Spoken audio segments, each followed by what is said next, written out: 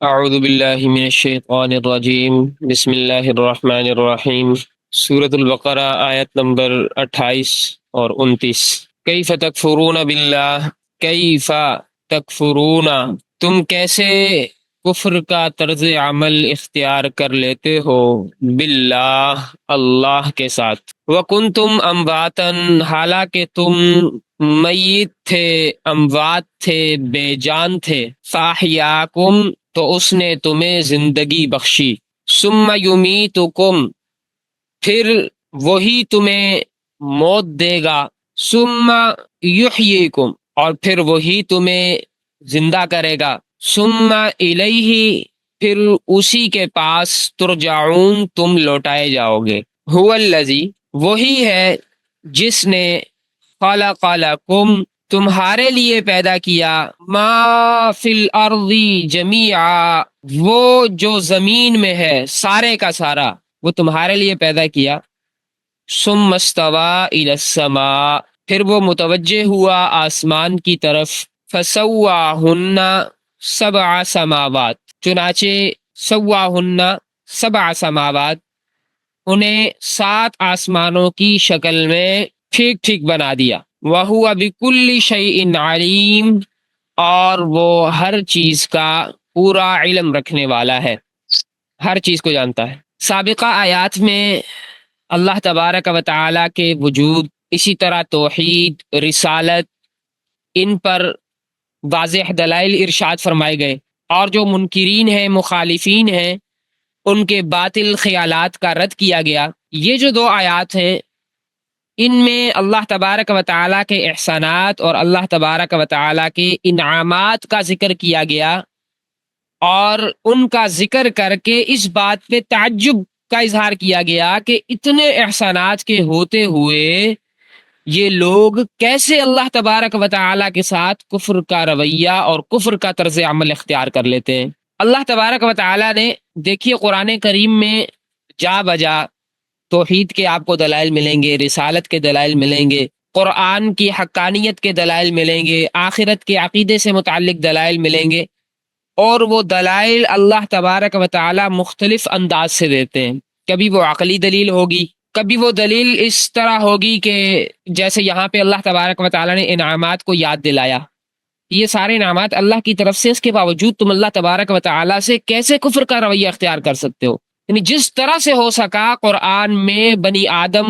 کو سمجھایا گیا، اور جو طریقہ بھی ایک انسانی طور پر جو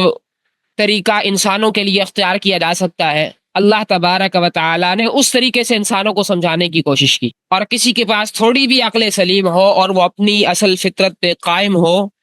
تو وہ تو ایک بات کو سمجھ کے ہی ایمان لے آتا ہے، لیکن اللہ تبارک و تعالیٰ نے جا بجا دلائل دیے، جا بجا یہ بات سمجھانے کی کوشش کی۔ تو یہاں پہ اللہ تبارک و تعالیٰ نے اپنے احسانات اور انعامات کا ذکر کیا، اور ذکر کر کے اس بات پہ تعجب کا اظہار کیا کہ اس کے ہوتے ہوئے انسان کیسے اللہ تبارک و تعالیٰ سے ظلم اور کفر کا رویہ جو اختیار کر سکتا ہے، جس میں اس بات پہ تنبیہ بھی ہے کہ اگر دلائل میں غور کرنے کی انسان زحمت گوارہ نہیں کرتے، وہ اللہ تبارک و تعالیٰ کی وجود میں، اللہ تبارک و تعالیٰ کے حوالے سے، رسالت کے حوالے سے دلائل میں غور نہیں کرتے، تو کم از کم اللہ تبارک و تعالیٰ کا احسان تو مانے، اللہ تبارک و تعالیٰ کی نعمتیں ہیں جو ان کے اوپر، جو اللہ تعالیٰ کے احسانات ہیں، تو اللہ تعالیٰ کے اس احسان کو مانتے ہوئے چلو اس راستے پہ آ جائیں۔ یہ تو ہر انسان، ہر شریف آدمی اپنے محسن کے احسان کا جو ہے وہ فطری تقاضے کے مطابق وہ اس کی تعظیم کرتا ہے، اس کی اطاعت کرتا ہے۔ تو اللہ تبارک و تعالیٰ کے ان احسانات کو دیکھ کے کم از کم تم راہ راست پہ آ جاؤ اور اللہ تبارک و تعالیٰ کی اطاعت پہ آ جاؤ۔ اللہ اکبر۔ جو پہلی آیت ہے کیف تکفرون باللہ وکنتم امواتا فاحیاکم ثم یمیتکم ثم یحییکم، تم مردہ تھے، اللہ نے تمہیں زندہ کیا، پھر تمہیں اللہ تبارک و تعالیٰ موت دیں گے، پھر زندہ کریں گے، پھر تم اللہ تبارک و تعالیٰ کی طرف لوٹائے جاؤ گے۔ یہ جو آیت ہے اس میں ان مخصوص نعمتوں کا ذکر ہے جو ہر انسان کی ذات اور انسان کے نفس کے اندر موجود ہے، کہ پہلے ہر انسان بے جان ذرات کی شکل میں تھا، اللہ تبارک و تعالیٰ نے انسان کو زندگی دی، اور هو الذی خلق لکم ما فی الارض جمیعا، اس آیت میں ان عام نعمتوں کا ذکر ہے کہ جن سے انسان اور ساری مخلوقات فائدہ اٹھاتی ہیں اور وہ انسان کی زندگی اور بقا کے لیے ضروری ہیں۔ اور پھر اس میں بھی زمین کی پیداوار کا ذکر جو ہے وہ پہلے کیا گیا کہ اس کا انسان سے قریبی تعلق ہوتا ہے، قریب کا زمین کی جو پیداوار ہے، اور پھر آسمان کا ذکر کیا گیا کہ اس کے ساتھ زمین کی زندگی اور اسی طرح زمین کی پیداوار وہ آسمان سے وابستہ ہے۔ کیف تکفرون باللہ، تم اللہ تبارک و تعالیٰ سے کفر کا طریقہ کیسے اختیار کرتے ہو؟ یہ جو لوگ تھے، جو مشرکین مکہ تھے یا دوسرے جو کافر تھے، یہ بظاہر اللہ تبارک و تعالیٰ کا انکار نہیں کرتے تھے، یہ کہتے تھے کہ ہم اللہ کو مانتے ہیں، لیکن ویسا نہیں مانتے تھے کہ جیسا ماننا چاہیے اور جو ماننا معتبر ہے، ویسے نہیں مانتے تھے۔ لیکن انہوں نے اللہ تبارک و تعالیٰ کا بظاہر انکار نہیں کیا، نبی اکرم صلی اللہ تعالیٰ علیہ وسلم کا انکار کیا، لیکن رسول اکرم صلی اللہ تعالیٰ علیہ وسلم کے انکار کو یہاں خدا ہی کا انکار قرار دیا گیا ہے کہ جو رسول کی بات نہیں مان رہا، رسول کا انکار کر رہا ہے، تو وہ حقیقت میں خدا کا انکار کر رہا ہے۔ کیف تکفرون باللہ کنتم امواتا فاحیاکم، تم مردہ تھے، اموات یہ میت کی جمع ہے، میت کہتے ہیں مردہ اور بے جان چیز کو۔ تو انسان اگر اپنی اصلی حقیقت پہ غور کرے،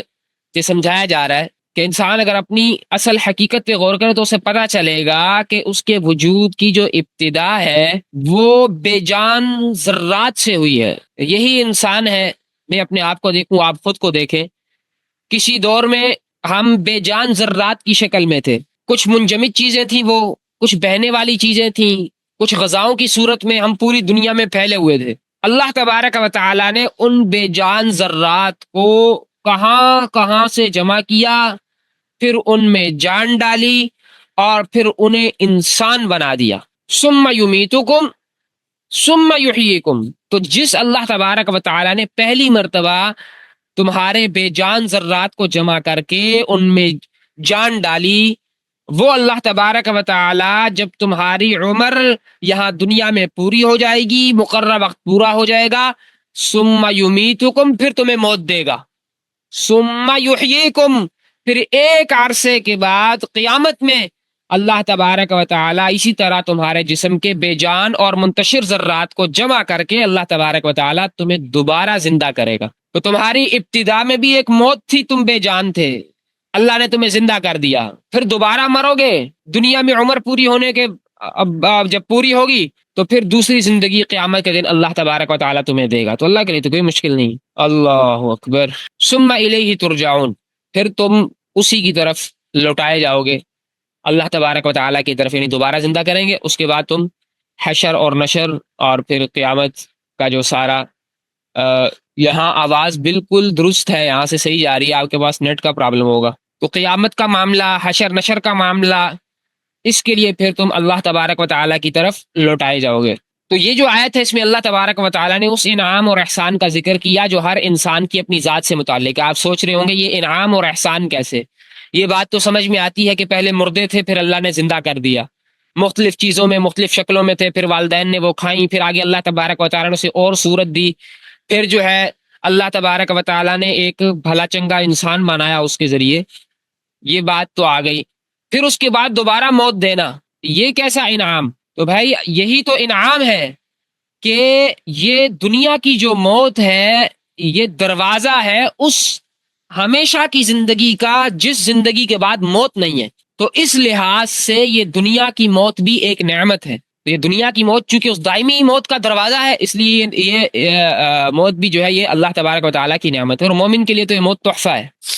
اس آیت میں اگر آپ دیکھیں اللہ تبارک و تعالیٰ نے فرمایا کہ وہ ذات، تم اس ذات کے ساتھ کیسے کفر کا طریقہ اختیار کر سکتے ہو؟ بڑی عجیب بات ہے، حالانکہ تم مردے تھے، اس نے تمہیں زندہ کیا، پھر تمہیں مارے گا، پھر زندہ کرے گا۔ یہاں پر دنیا میں مارنے کا ذکر ہے اور پھر دوبارہ زندہ کرنے کا ذکر ہے حشر کے وقت، قیامت کے وقت۔ درمیان میں یہ جو قبر کا مرحلہ ہے، قبر کی جو زندگی ہے جس میں سوال و جواب ہیں، منکر نکیر، ان کے سوال و جواب، قبر میں ثواب و عذاب کا ہونا، یہ سارے جو معاملات ہیں جو کہ متعدد آیات اور احادیث متواترہ سے ثابت ہے، اس چیز کا ذکر یہاں پہ موجود نہیں ہے۔ تو دیکھیں وجہ یہ ہے کہ یہ جو برزخ کی زندگی ہے، جو قبر کی زندگی ہے، قبر میں چاہے نہ بھی ہو کوئی برزخی زندگی میں، برزخ الگ معاملہ ہے، کوئی کسی کو قبر ہو سکتا ہے نصیب نہ ہو، تو جو برزخی زندگی ہے یہ اس طرح کی زندگی نہیں ہے کہ جو زندگی انسان کو دنیا میں اللہ تبارک و تعالیٰ نے دی، یا آخرت میں جو زندگی اللہ تبارک و تعالیٰ انسان کو دیں گے۔ ہیں ساری زندگیاں، دنیا کی زندگی ہے، قبر کی زندگی ہے، آخرت کی ہے، اور آخرت والی تو دنیا کی زندگی سے کئی گنا زیادہ طاقتور ہے، لیکن یہ زندگی ان زندگیوں کی طرح نہیں ہے، بلکہ یہ ایک درمیانی صورت ہے، اور اس قبر کی زندگی کو اسی دنیا کی زندگی کا تکملہ بھی کہتے ہیں، تکملہ یعنی اسے پورے پورے کرنے والی، اور اس کو آخرت کی زندگی کا مقدمہ بھی کہہ سکتے ہیں، کہ آخرت کی زندگی کی شروعات جو ہے وہ یہاں سے، یہ مقدمہ ہے اس کے لیے۔ تو یہ کوئی الگ سے کوئی مستقل زندگی نہیں ہے جس کا الگ سے جو ہے وہ ذکر کیا جائے۔ اور پھر یہ جو قبر کی زندگی ہے، یہ اس کی مثال آپ ایسے سمجھ لیں کہ جیسے ایک انسان سویا ہوتا ہے اور خواب دیکھ رہا ہوتا ہے، وہ خواب کی طرح تو نہیں ہے، وہ تو اس کی کیفیت اللہ تبارک و تعالی جانے، لیکن دنیا میں ہم اس کو اس طرح سمجھ سکتے ہیں کہ دیکھیں ایک ہماری زندگی یہ عام جو ہم چل پھر رہے ہیں، جب سو جاتے ہیں، مر جاتے ہیں ایک قسم کا، تو ہمیں جو ہے وہ خواب آتا ہے، تو خواب میں مختلف لوگ خواب دیکھتے ہیں، بعض مرتبہ ایسے ایسے خواب دیکھتے ہیں کہ ان کا بہت گہرا اثر انسان اپنے وجود کے اوپر محسوس کرتا ہے، حالانکہ اس کو پتہ ہوتا ہے کہ یہ خواب میں کوئی اور معاملہ تھا، حقیقت میں اور اس زندگی میں جو ہم بیداری کی حالت میں ہوتے ہیں، وہ خواب والا واقعہ اس طرح سے پیش نہیں آیا، لیکن اس کا تعلق ہوتا ہے جسم کے ساتھ۔ تو آپ برزخ کی زندگی کو اس طرح سمجھ سکتے ہیں۔ تو اس کو مستقل زندگی ایک اس آیت کے اس میں یوں سمجھا جائے گا کہ وہ یا تو دنیا کی زندگی کا تکملہ ہے، یا آخرت کی زندگی کا اس کو مقدمہ بھی کہہ سکتے ہیں، تو اس کا الگ سے جو ہے یہاں پر تذکرہ نہیں کیا گیا۔ هو الذی خلق لکم ما فی الارض جمیعا، اللہ تبارک و تعالی وہ ذات ہے جس نے تمہارے لیے پیدا کیا وہ سب جو زمین میں ہے۔ اللہ اکبر۔ یہ اللہ تبارک و تعالی کی عام نعمت کا ذکر ہے، جس میں سارے کے سارے انسان اور بقیہ حیوانات یہ سارے شریک ہیں، اور صرف اس بات میں وہ ساری نعمتیں آ گئیں جو دنیا میں کسی انسان کو بھی حاصل ہوئی ہیں، کسی بھی انسان کو وہ نعمتیں ملی ہوئی ہوں یا مل سکتی ہیں، وہ ساری نعمتیں اس میں آ گئیں۔ تو ساری چونکہ انسان کی جتنی ضروریات ہیں، ساری جو اس کی غذا ہے، لباس ہے، مکان ہے، دوا دارو ہے، اس کے چین کا سامان ہے، وہ سارا زمین کی پیداوار سے ہوتا ہے، زمین سے ہی نکلتا ہے۔ ثم استوى الى السماء فسواهن سبع سماوات، پھر اللہ تبارک و تعالی آسمان کی طرف متوجہ ہوئے، پھر ٹھیک ٹھیک 7 آسمانوں کی شکل میں اللہ تبارک و تعالی نے انہیں بنا دیا، یعنی زمین کو پیدا فرمایا اللہ تبارک و تعالی نے، پھر آسمان کی طرف متوجہ ہوئے، اللہ تبارک و تعالی نے آسمان کو ٹھیک ٹھیک 7 آسمانوں کی شکل میں بنا دیا۔ وَهُوَ بِكُلِّ شَيْءٍ عَلِيمٌ، اللہ تبارک و تعالی ہر چیز کے جاننے والے ہیں۔ اس میں پہلی بات یہ سمجھیں کہ اللہ نے فرمایا کہ هو الذی خلق لکم ما فی الارض جمیعا، اللہ تبارک و تعالی وہ ذات ہے جس نے زمین میں جو کچھ ہے وہ تمہارے لیے بنایا۔ یہاں پہ انسان کے لیے زمین کی تمام چیزوں کو پیدا کرنے کی بات کی جا رہی ہے۔ اس سے ایک بات تو یہ معلوم ہوئی کہ دنیا کی کوئی چیز ایسی نہیں ہے جس سے انسان کو کسی نہ کسی حیثیت میں فائدہ نہ پہنچتا ہو، بلکہ ہر چیز کا فائدہ انسان کو پہنچتا ہے، چاہے ڈائریکٹ پہنچتا ہو یا انڈائریکٹ، کسی نہ کسی طریقے سے انسان کو وہ فائدہ جو ہے وہ پہنچ رہا ہے۔ اب چاہے یہ فائدہ دنیا میں اس چیز کو استعمال کرنے کا ہو، یا اس چیز کا فائدہ آخرت کے لیے عبرت حاصل کرنے یا آخرت کے لیے نصیحت حاصل کرنے کا ہو، کوئی نہ کوئی فائدہ ہر چیز سے انسان کو بالواسطہ یا بلا واسطہ پہنچ رہا ہے۔ تو بہت سی چیزوں کا فائدہ انسان محسوس کرتا ہے، اور بہت سی چیزیں ایسی ہیں کہ انسان کو ان سے فائدہ پہنچتا ہے لیکن انسان کو پتہ بھی نہیں ہوتا، یہاں تک کہ بہت سی چیزیں انسان کے لیے نقصان دہ سمجھی جاتی ہیں، تکلیف دہ سمجھی جاتی ہیں، جیسے زہریلی چیزیں ہیں، زہریلے جانور ہیں، تو انسان غور کرے تو وہ بھی کسی نہ کسی حیثیت میں انسان کو نفع پہنچاتی ہیں، انسان کے لیے نفع بخش ہوتی ہیں۔ اللہ اکبر۔ تو ایک طرف سے تو ایک چیز انسان کے لیے حرام ہوتی ہے، لیکن کسی اور طریقے پر انسان کو اس کا نفع پہنچتا ہے۔ سبحان اللہ۔ نبی اکرم صلی اللہ علیہ وسلم حدیث۔ تو بہرحال اللہ تبارک و تعالی نے انسان کے لیے اس دنیا کو بنایا ہے، اور انسان جو ہے وہ آخرت کے لیے پیدا کیا گیا ہے۔ تو دنیا کے اندر جو چیزیں انسان کو ملنی ہے وہ مل کے رہیں گی، انسان کو چاہیے کہ اللہ تبارک و تعالی کی عبادت کرے، اللہ تبارک و تعالی کی اطاعت کرے، اور دنیا کے پیچھے اس طرح نہ پڑے کہ اسی کو اپنا اوڑھنا بچھونا بنائے، دنیا کی زندگی ہی اس کے لیے سب کچھ بن جائے، بلکہ آخرت کو ملحوظ رکھے، اصل آخرت ہے۔ اللہ تبارک و تعالی ہم سب کو جو کچھ کہا سنا اس پر عمل پیرا ہونے کی توفیق نصیب فرمائے۔ یہاں پر ایک بات یہ بھی سمجھ لیں کہ یہ جو آیت ہے اس میں زمین کی پیدائش کا پہلے ذکر کیا گیا، هو الذی خلق لکم ما فی الارض جمیعا ثم استوى الی السماء، کہ زمین کی پیدائش پہلے ہے اور آسمانوں کی پیدائش جو ہے وہ بعد میں ہے۔ تو قرآن کی دیگر آیات بھی دیکھی جائیں اور اس آیت کو بھی دیکھا جائے، ایک اور جگہ اللہ فرماتے ہیں وَالْأَرْضَ بَعْدَ ذَلِكَ دَحَاهَا، کہ اللہ تبارک و تعالیٰ نے زمین کو جو بچھایا ہے وہ آسمانوں کے پیدا کرنے کے بعد بچھایا ہے۔ تو اس سے یہ بات سمجھ میں آتی ہے کہ زمین کی جو اصل پیدائش ہے وہ تو آسمانوں کی پیدائش سے پہلے ہے، جو اصل زمین کی تخلیق ہے وہ آسمانوں کی پیدائش سے پہلے ہے، لیکن زمین کو جو بچھانا ہے اور جو اس کو درست کرنا ہے پیداوار وغیرہ نکالنے کے لیے باقی تفصیلی کام، وہ پھر آسمانوں کی پیدائش کے بعد ہے۔ تو اللہ تبارک و تعالیٰ نے پہلے ان کا وجود بنایا تھا۔ یہ جیسے زمین ہے، اللہ تبارک و تعالیٰ نے اس کو ایک یوں سمجھ لیں کہ بعض روایت سے بعض اقوال سے یہ بات معلوم ہوتی ہے کہ اللہ تبارک و تعالیٰ نے زمین کو جو بنایا یہ ایسے ایک پتھر کی طرح اللہ تبارک و تعالیٰ نے اس کو بنایا، اور اس کے اوپر پھر دھواں تھا، جیسے قرآن میں آتا ہے کانتا رتقا ففتقناہما، یہ دونوں ملے ہوئے تھے، ہم نے ان کو جدا کر دیا۔ تو اللہ تبارک و تعالیٰ نے پہلے یہ مادہ تخلیق کیا، زمین کا مادہ مٹیریل، اور آسمانوں کا پھر مادہ بنا کے پھر اللہ تبارک و تعالیٰ نے آسمانوں کو ٹھیک ٹھیک 7 بنا دیا، 7 آسمان بنائے،